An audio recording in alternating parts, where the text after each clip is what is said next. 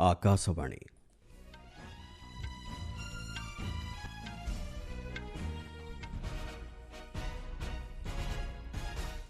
संवाद पढ़ुछंती चंदन घोष। मुख्य संवाद इसरोर 100तम उत्क्षेपण अवसर में वैज्ञानिक मानक अभिनंदन जणाइले प्रधानमंत्री। संसदर बजेट अधिवेशन अव्यवहित पूर्व आज सर्वदलीय बैठक डाकिचंती सरकार। त्रिवेणी संगम दुर्घटनार न्यायिक तदंत लगी उत्तर प्रदेश सरकार को निर्देश।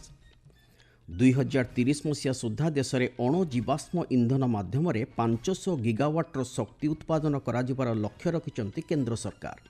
एवं महात्मा गांधी को जीवनी उपरे एक स्वतंत्र प्रदर्शनी आज शहीद दिवस अवसर में उद्घाटित हेबो नुआदिल्ली रे। भारतीय महाकाश गवेषणा संस्थार ऐतिहासिक 100तम उत्क्षेपण अवसर में प्रधानमंत्री नरेंद्र मोदी इसरोर वैज्ञानिक मानक अभिनंदन जणाइछंती। सामाजिक गणमाध्यम पोस्ट करी श्री मोदी कहते देशर वैज्ञानिक एवं इंजीनियर मानकर उत्सर्गीकृत मनोभाव, दृष्टिकोण एवं प्रतिश्रुतिबद्धता एही अभूतपूर्व माइलखुंट द्वारा प्रतिफलित होइछि। घरोई क्षेत्रर सहयोगरे देशर महाकाश यात्रा भविष्यत एक नूतन शिखर स्पर्श करिबो बोली प्रधानमंत्री एही अवसर में आशा व्यक्त करिसेंति। एठारे सूचना दिया जायपारे जे आंध्र प्रदेशर श्रीहरिकोटारू इसरो गतकाली नूतन पीढ़ीर उपग्रह MVS-02 को सफलतार सह उत्क्षेपण करिछि। सकाळ 6:30 रे GSLV F-15 उत्क्षेपण जानरू एही उपग्रहर सफल उत्क्षेपण करा जायछि। श्रीहरिकोटा स्थित सतीश धवन महाकाश केन्द्ररू एहा थिला 100तम उत्क्षेपण। संसदर बजेट अधिवेशन आसंताकाली ठारू आरंभ हेउछि। यार अव्यवहित पूर्व आज सरकार पक्षर एक सर्वदलीय बैठक डकाଯାଇଛି।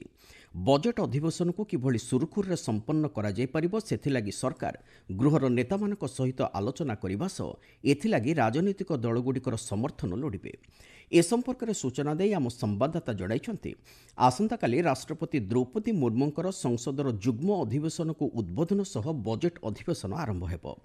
राष्ट्रपति उद्बोधन पर सही दिन केंद्र अर्थमंत्री निर्मला सीतारमण उभय लोकसभा और राज्यसभा अर्थनैतिक सर्भे रिपोर्ट उपस्थापन करेंगे। से भली आसंता शनिवार अर्थमंत्री श्रीमती सीतारमण 2025-26 आर्थिक वर्ष लगी संसद में केंद्रीय बजेट उपस्थापन करेंगे। सोमवार दिन लोकसभा और राज्यसभा राष्ट्रपति अभिभाषण उपर धन्यवाद प्रस्ताव संपर्क में आलोचना कराजिबो। एही बजेट अधिवेशनर प्रथम पर्याय आसंता मास 13 तारिख पर्यंत चलिबो। सेहिभଳି एही अधिवेशनर द्वितीय पर्याय मार्च 10 तारिखରୁ आरंभ होई एप्रिल 4 तारिख पर्यंत चलिबो बोली आम संवाददाता जणाइछंती। आगामी बजेट्रे घरोई एवं वैश्विक आह्वानगुड़िकर मुकाबिला पई सरकार अर्थनैतिक एवं वित्तीय रणनीति उपरे प्राथमिकता प्रदान कराजिबा नै आशा करा जाउछि। देश में सुदृढ़ भित्तिभूमि उपरे गुरुत्व दे अभिवृद्धि, निजुक्ति सुजोग एवं वित्तीय सचेतनता उपरे सरकार प्राधान्य देबे बोली साधारण जनतांकर आशा रहिछि। बजेट उपस्थापन पूर्व आकाशवाणी संवाद विभाग एक स्वतंत्र धारावाहिक विशेषज्ञ और जनता ठारू ए नै मतामत ग्रहण करिछि। मौनी अमावस्या अवसर में गतकाली त्रिवेणी संगम ठारे कोटी कोटी श्रद्धालु बुड़ पकाइछन्ति।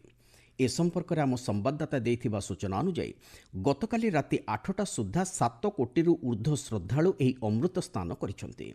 विश्वर सर्वबृहत धार्मिक समागम भाव परिचित एही महाकुंभमेला प्रयागराज ठारे गत 13 तारिख ठारू आरंभ होइछि। गतकाली राति 8टा सुधा 26 कोटी ऊर्ध्व श्रद्धालु बुड़ पकाई सारिछन्ति बोली आम संवाददाता कहिछन्ति।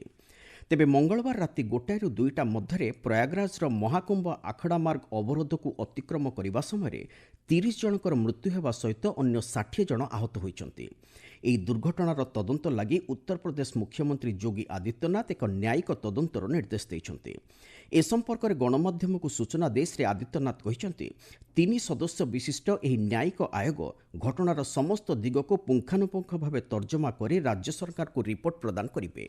एहाछड़ा एही दुर्घटनार मृतकों परिवार वर्गों लगी मुख्यमंत्री श्री आदित्यनाथ 25 लाख टंका लेखाएं अनुकंपामूलक सहायता राशि घोषणा करिसेंति। आहतों को स्थानीय चिकित्सालय भर्ती करा जायछि।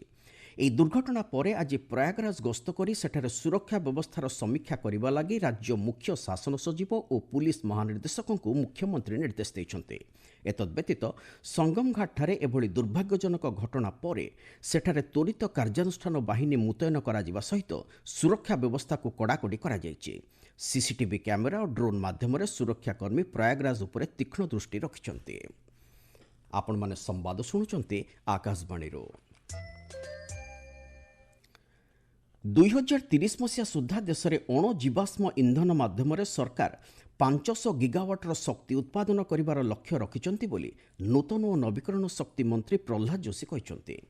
ଗତକାଲି ନୂଆଦିଲ୍ଲୀଠାରେ ତୃତୀୟ ଭାରତ ଶକ୍ତି ସମ୍ମିଳନୀରେ ଉଦ୍ବୋଧନ ଦେଇ ଶ୍ରୀ ଯୋଶୀ କହିଛନ୍ତି, ଆଗାମୀ ଦିନରେ ଦେଶରେ ଶକ୍ତିର ଚାହିଦା ଦ୍ୱିଗୁଣିତ ହେବାର ଆଶା ରହିଛି। ଏହାର 50% ନବୀକରଣୀୟ ଶକ୍ତିରୁ ପୂର୍ଣ୍ଣ କରାଯାଇପାରିବ ବୋଲି ଶ୍ରୀ ଯୋଶୀ ଆଶାବ୍ୟକ୍ତ କରିଛନ୍ତି। ସେ କହିଛନ୍ତି, ପିଏମ୍ ସୂର୍ଯ୍ୟଘର ଯୋଜନା ଅଧୀନରେ ଦେଶବ୍ୟାପୀ 1 କୋଟି ପ୍ୟାନେଲ ସ୍ଥାପନ କରାଯିବାର ଲକ୍ଷ୍ୟ ରଖାଯାଇଥିବା ବେଳେ ବର୍ତ୍ତମାନ ସୁଦ୍ଧା 8.5 ଲକ୍ଷରୁ ଉର୍ଦ୍ଧ୍ୱ ପ୍ୟାନେଲ ସ୍ଥାପନ କାର୍ଯ୍ୟ ସମ୍ପନ୍ନ ହୋଇଛି। ଗତ 10 ବର୍ଷ ମଧ୍ୟରେ ନବୀକରଣୀୟ ଶକ୍ତିର କ୍ଷମତା ପ୍ରାୟ 200% ବୃଦ୍ଧି ପାଇଥିବା ଉପରେ ଆଲୋକପାତ କରି ଶ୍ରୀ ଯୋଶୀ କହିଛନ୍ତି, 2014 ମସିହାରେ ଏହି ପରିମାଣ 75.52 ଗିଗାୱାଟ୍ ଥିବାବେଳେ ବର୍ତ୍ତମାନ ଏହା 220 ଗିଗାୱାଟ୍ରେ ପହଞ୍ଚିଛି। ଏହି ସମାରୋହରେ କେନ୍ଦ୍ରମନ୍ତ୍ରୀ ଶ୍ରୀ ଯୋଶୀ ଫିକିର ଭାରତର ଶକ୍ତି କ୍ଷମତା ସମ୍ପର୍କିତ ଏକ ରିପୋର୍ଟକୁ ଉନ୍ମୋଚନ କରିଛନ୍ତି। ମହାତ୍ମା ଗାନ୍ଧୀଙ୍କ ଜୀବନୀ ଉପରେ ଏକ ସ୍ୱତନ୍ତ୍ର ପ୍ରଦର୍ଶନୀ ଆଜି ଶହୀଦ ଦିବସ ଅବସରରେ ନୂଆଦିଲ୍ଲୀର ରାଜଘାଟସ୍ଥିତ ଜାତୀୟ ଗାନ୍ଧୀ ସଂଗ୍ରହାଳୟରେ ଉଦ୍ଘାଟିତ ହେବ। ଏହି ପ୍ରଦର୍ଶନୀର ବିଷୟବସ୍ତୁ ରହିଛି ମହାତ୍ମାଙ୍କ ଯାତ୍ରା ତାଙ୍କ ନିଜସ୍ୱ ନଥିପତ୍ର ମାଧ୍ୟମରେ। ଏହି ପ୍ରଦର୍ଶନୀରେ ମହାତ୍ମା ଗାନ୍ଧୀଙ୍କ ବିରଳ ଫଟୋଗ୍ରାଫ, ସରକାରୀ ଦଲିଲ, ଅଡିଓ ରେକର୍ଡିଂ, ଭିଡିଓ କ୍ଲିପିଂ ଓ ବ୍ୟକ୍ତିଗତ ଚିଠିପତ୍ର ଆଦି ପ୍ରଦର୍ଶିତ ହେବ। ସେହିଭଳି ମହାତ୍ମାଙ୍କ ଜୀବନଯାତ୍ରା ଓ ଗୁରୁତ୍ୱପୂର୍ଣ୍ଣ ଘଟଣାବଳୀକୁ ନେଇ 30ଟି ପ୍ୟାନେଲ ମଧ୍ୟ ଏହି ପ୍ରଦର୍ଶନୀରେ ସ୍ଥାନ ପାଇଛି। ଏଥିରେ ଇଂଲଣ୍ଡରେ ମହାତ୍ମା ଗାନ୍ଧୀଙ୍କର ଶିକ୍ଷା, ଦକ୍ଷିଣ ଆଫ୍ରିକାରେ ତାଙ୍କର ବିତାଇଥିବା ଗଠନମୂଳକ ସମୟ ଓ ଭାରତର ସ୍ୱାଧୀନତା ସଂଗ୍ରାମରେ ମାଇଲଖୁଣ୍ଟ ହାସଲ କରିବା ଦିଗରେ ତାଙ୍କ ନେତୃତ୍ୱ ଅନ୍ତର୍ଭୁକ୍ତ। ଏ ସମ୍ପର୍କରେ ସଂସ୍କୃତି ମନ୍ତ୍ରଣାଳୟ ପକ୍ଷରୁ କୁହାଯାଇଛି ଯେ ଏହି ପ୍ରଦର୍ଶନୀ ମହାତ୍ମା ଗାନ୍ଧୀଙ୍କ ଅହିଂସା, ନ୍ୟାୟ ଏବଂ ଶାନ୍ତି ମାର୍ଗଦର୍ଶନକୁ ଏକତ୍ରିତ କରିବାରେ ସହାୟକ ହୋଇଛି। ସେହିଭଳି ଦେଶ ବିଭାଜନ ସମୟରେ ଶାନ୍ତି ବଜାୟ ରଖିବା ଦିଗରେ ଗାନ୍ଧୀଜୀଙ୍କର ଶେଷ ପ୍ରୟାସ ଏବଂ ସ୍ୱାଧୀନତା ପରବର୍ତ୍ତୀ ଅବସ୍ଥାରେ ଦେଶରେ ସାମାଜିକ ନ୍ୟାୟ, ସଦ୍ଭାବନା ଏବଂ ଅସ୍ପୃଶ୍ୟତା ଦୂରୀକରଣ ଲାଗି ଗାନ୍ଧୀଜୀଙ୍କର କାର୍ଯ୍ୟ ଉପରେ ମଧ୍ୟ ଏହି ପ୍ରଦର୍ଶନୀରେ ଆଲୋକପାତ କରାଯିବ। 70 ସଦସ୍ୟ ବିଶିଷ୍ଟ ଦିଲ୍ଲୀ ବିଧାନସଭା ନିର୍ବାଚନ ଲାଗି ଆସନ୍ତା ମାସ 5 ତାରିଖ ଦିନ ଭୋଟ ଗ୍ରହଣ କରାଯିବ। ଆକାଶବାଣୀ ସମ୍ବାଦ ବିଭାଗ ପକ୍ଷରୁ ଦିଲ୍ଲୀ ବିଧାନସଭା ନିର୍ବାଚନ ସମ୍ପର୍କିତ ସ୍ୱତନ୍ତ୍ର ଅଧ୍ୟାୟରେ ଆଜି ନଜର ପକାଇବା ରାଜୌରୀ ଗାର୍ଡେନ ନିର୍ବାଚନ ମଣ୍ଡଳୀ ଉପରେ। ଏହି ନିର୍ବାଚନ ମଣ୍ଡଳୀ ଦକ୍ଷିଣ ପଶ୍ଚିମ ଦିଲ୍ଲୀରେ ଅବସ୍ଥିତ। ବିଜେପି ପକ୍ଷରୁ ଏହି ଆସନ ଲାଗି ମନଜିନ୍ଦର ସିଂ ସିର୍ସାଙ୍କୁ ଟିକଟ ଦିଆଯାଇଥିବା ବେଳେ କଂଗ୍ରେସ ଏଥିଲାଗି ଧରମପାଲ ଚାଣ୍ଡେଲାଙ୍କୁ ପ୍ରାର୍ଥୀ କରିଛି। ସେହିଭଳି ଆମ୍ ଆଦମୀ ପାର୍ଟି ପକ୍ଷରୁ ଏହି ଆସନରୁ ବର୍ତ୍ତମାନର ବିଧାୟକ ତଥା ଦଳୀୟ ପ୍ରାର୍ଥୀ ଧନୱନ୍ତୀ ଚାଣ୍ଡେଲାଙ୍କ ଉପରେ ପୁଣି ଥରେ ଆଶା ପ୍ରକଟ କରାଯାଇଛି। ଏହି ନିର୍ବାଚନ ମଣ୍ଡଳୀରେ 1,78,000ରୁ ଉର୍ଦ୍ଧ୍ୱ ମତଦାତା ଅଛନ୍ତି ବୋଲି ଆମ ସମ୍ବାଦଦାତା ଜଣାଇଛନ୍ତି। ହକି ଇଣ୍ଡିଆ ଲିଗ୍ ପୁରୁଷ ବର୍ଗ ପ୍ରତିଯୋଗିତାରେ ସେମିଫାଇନାଲ ପର୍ଯ୍ୟାୟ ତାଲିକା ଚୂଡ଼ାନ୍ତ ହୋଇଛି। ସ୍ରାଚିରାହ Bengal tigers, Hyderabad ତୋଫାନ୍ସ, Surama hockey club ଏବଂ ତାମିଲନାଡୁ ଡ୍ରାଗନ୍ସ ସେମିଫାଇନାଲ ପର୍ଯ୍ୟାୟକୁ ଉନ୍ନୀତ ହୋଇଛନ୍ତି। ସେମିଫାଇନାଲରେ ଆସନ୍ତାକାଲି ତାମିଲନାଡୁ ଡ୍ରାଗନ୍ସ ଓ ବେଙ୍ଗଲ ଟାଇଗର୍ସ ଏବଂ ସୁରମା ହକି କ୍ଲବ ଓ ହାଇଦ୍ରାବାଦ ତୋଫାନ୍ସ ମଧ୍ୟରେ ଖେଳାଯିବ। ଗତକାଲିର ଲିଗ୍ ପର୍ଯ୍ୟାୟ ମ୍ୟାଚ୍ରେ ୟୁପି ରୁଦ୍ରସ ବିଜୟୀ ହୋଇଛି। ରାଉରକେଲାର ବିର୍ସା ମୁଣ୍ଡା ଆନ୍ତର୍ଜାତିକ ହକି ଷ୍ଟାଡିୟମରେ ଖେଳାଯାଇଥିବା ଏହି ମ୍ୟାଚ୍ରେ ୟୁପି ରୁଦ୍ରସ ସୁଟ୍ଆଉଟ୍ ଜରିଆରେ 3-2 ଗୋଲରେ ତାମିଲନାଡୁ ଡ୍ରାଗନ୍ସକୁ ପରାସ୍ତ କରିଥିଲା। ତେବେ ପଏଣ୍ଟ ଆଧାରରେ ତାମିଲନାଡୁ ସେମିଫାଇନାଲରେ ପହଞ୍ଚିଛି।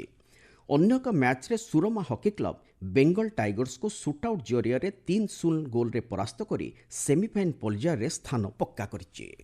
ନେଦରଲ୍ୟାଣ୍ଡର ୱିସ୍କିଆନ୍ଜିଠାରେ ଚାଲିଥିବା ଟାଟା ଷ୍ଟିଲ୍ ଚେସ୍ ଟୁର୍ଣ୍ଣାମେଣ୍ଟ 2025ରେ ଭାରତର ଦୋମା ରାଜୁ ଗୋକେଶ ନିଜର ବିଜୟ ଅଭିଯାନ ଜାରି ରଖିଛନ୍ତି। ଗତକାଲି ରାତିରେ ଅନୁଷ୍ଠିତ ମାଷ୍ଟର୍ସ ବର୍ଗର 10ମ ପର୍ଯ୍ୟାୟ ମ୍ୟାଚ୍ରେ ଗୋକେଶ ଡଚ୍ ଗ୍ରାଣ୍ଡମାଷ୍ଟର ମ୍ୟାକ୍ସ ୱାନବ୍ରାଡାଙ୍କୁ ପରାସ୍ତ କରିଛନ୍ତି। ବିଶ୍ୱର ସର୍ବକନିଷ୍ଠ ଚେସ୍ ଚାମ୍ପିୟନ ଗୋକେଶ 9ମ ପର୍ଯ୍ୟାୟରେ ସ୍ପେନ୍ର ଲିଓନ ଲୁକେ ମଣ୍ଡେଲଗାଙ୍କୁ ପରାସ୍ତ କରିଥିଲେ। ମୁଖ୍ୟ ସମ୍ବାଦଗୁଡ଼ିକ ପୁଣି ଥରେ। ଇସ୍ରୋର 100ତମ ଉତ୍କ୍ଷେପଣ ଅବସରରେ ବୈଜ୍ଞାନିକମାନଙ୍କୁ ଅଭିନନ୍ଦନ ଜଣାଇଲେ ପ୍ରଧାନମନ୍ତ୍ରୀ। ସଂସଦର ବଜେଟ୍ ଅଧିବେଶନର ଅବ୍ୟବହିତ ପୂର୍ବରୁ ଆଜି ସର୍ବଦଳୀୟ ବୈଠକ ଡାକିଛନ୍ତି ସରକାର।